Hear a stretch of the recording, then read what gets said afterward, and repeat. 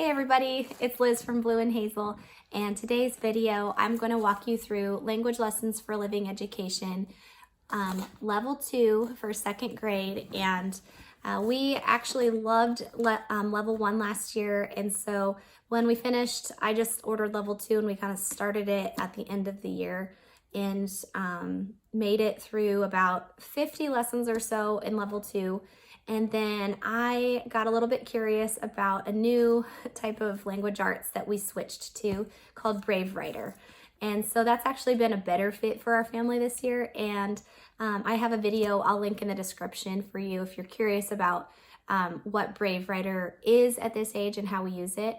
Brave Writer just had some things that really drew me in, like specifically that I could teach both of my kids 1st and 2nd grade right now at the same time, which I've really loved and enjoyed doing. And I also like that our new curriculum with Brave Writer, we read a book once a month and our language arts revolves around that book. And so I feel like we're reading more good literature out loud. But that there was nothing hugely wrong with Language Lessons for Living Education. And if Brave Writer didn't work out for us for some reason, I'd probably go back to Language Lessons because it really was a good fit, and I did like a lot of things about it. It was easy to teach.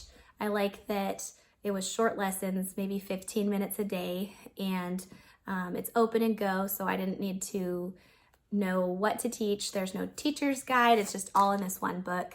There was practice with picture study, copy work, comes with spelling.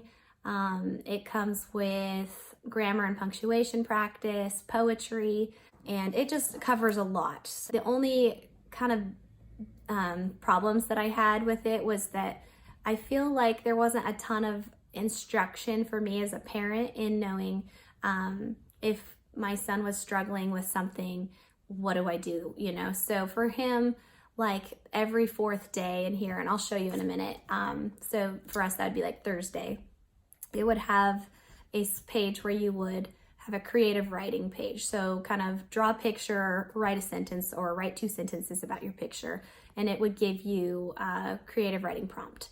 And so most of the time for him, and writing is something that, you know, we're working on, but for him, he just really didn't love those pages. And so I didn't really know, how do I encourage this? Do I drop it all together? Do I force him to do this? Do I help with his spelling if it's wrong? Do I just leave it as is?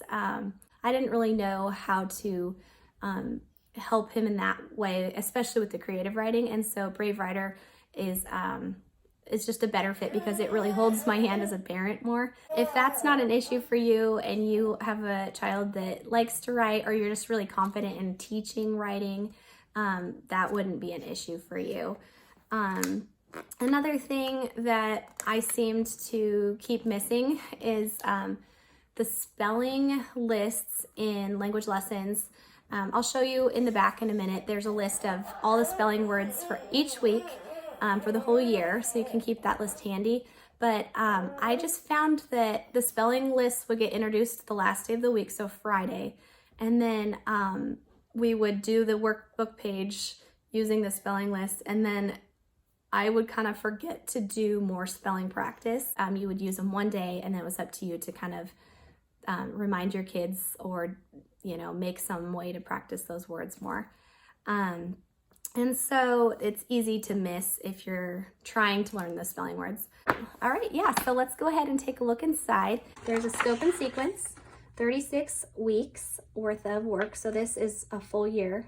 And you could put this in your homeschool records if you wanted to keep it. And then there's the full list of spelling words back here that you could use. For my kids, at least, I feel like talking about the spelling words just on the Friday is not enough. They need kind of more daily reminders of how to spell it. And there wasn't a ton of instruction on how to do spelling. So I feel like while there is spelling included, and this is enough at this age for my comfort level, that eventually I feel like you would need more spelling practice and maybe more instruction as a parent on how to do spelling. There's copywork pages in the back, and I decided I'd rather have my kids copy about anything else than this, so we didn't keep going with this. This type of stuff, while it is good to know the definitions, I just think, you know, let's learn what this is in context to seeing it used. But like, there's no way that their little brains are going to care about this or, you know, remember this in some random copywork thing. It's just like, that doesn't mean anything to them unless they see it being used. There's grammar pages in the back you can go ahead and use as a reference if you want. I didn't really use these in year 1 at all, but they're there if you want them. And there's also this other thing that is a project you'll do all year. And some families like to do this, some don't. It's the dictionary pages. And they look a little different in year 2 than year 1. Year 1, this is what they looked like. Year 2, it looks like smaller and they don't come with the letters. So you'll have to make copies of those. I really loved this last year. Like I said, some families despised it, but I had this super cute little keepsake of my boys' first grade pictures, and I love it. So we didn't do all the pages and we didn't do all the words. Probably did 2 a week was my goal. But I just thought how fun that he wrote these down. Some other things that I loved about this was that it's open and go. So the lessons are short and it tells you exactly what to do each day. So lesson 1, day 1, day 2, day 2, day 3, day 3, day 4, 4, 5, and that's a full week. Then you come to week 2. So you get, you know, that was probably review that week. First couple weeks are usually review. And then week 3. So you can see they're really short lessons and not a ton of writing, actual handwriting. If you think your child needs more handwriting, you can add that in or add more copywork or whatever. Another thing my son really liked was the spelling word weeks every week on day 5, so that'd be like Friday for us. There would be some kind of way to use the spelling words, and he always liked these little games, and then usually it was write a sentence using your spelling words.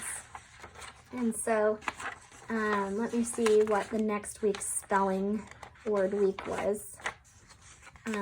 Yeah, so they had this cute little word puzzle, and then he had to use some of the spelling words in a sentence.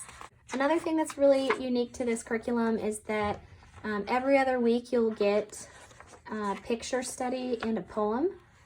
So that's just included. It's kind of nice. So on the 4th day of each week, they get this chance to do creative writing. It usually looks like this. Tell your story. If you could visit any country, where would you go? What would you do there? Think of a story about going to another country. Think about your adventures and what you'd do. Tell a story to your teacher or your mom or dad. Draw a picture of your story.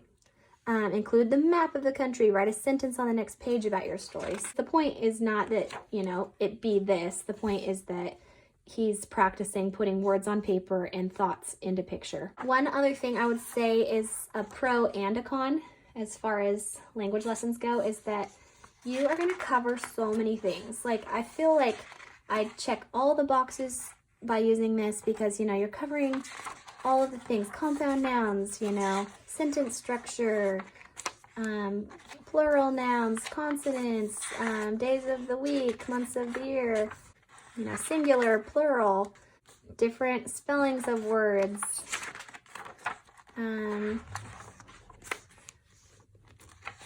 let's see, subjects, predicates, you know, just some, you know, titles. There's a lot of things that you're covering, but with that means that there's not a ton of review. And that, I think, if you're okay with there being a lot of just exposure, like state of being verbs, I can't imagine a kid is going to remember these if he only does them once during 1 week out of the year. So you cover a lot, but do they remember them? Or is this year all about exposure and not worrying if they remember them? Those are some questions that you need to ask yourself, what you expect of them. Yeah, so I think that overall, that your child will learn a ton if they do this book.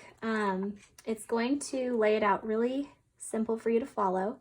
If you have 2 or 3 kids each using their own book, then you'll have to plan in time to help each kid for 15 to 20 minutes. Since we're not going to finish this because we're using and really liking the Brave Writer, my plan is to pull out some of the fun pages in it that we really liked. Like my son really likes these ones here, the word search type ones, and I thought we would just maybe pull out some of these ones, and then if I have a day where I just, don't have it in me to teach with our other curriculum, then these could be like a fun supplement for him. If you enjoyed this video, please give it a thumbs up and be sure to subscribe to get notified when new ones pop up if you're homeschooling.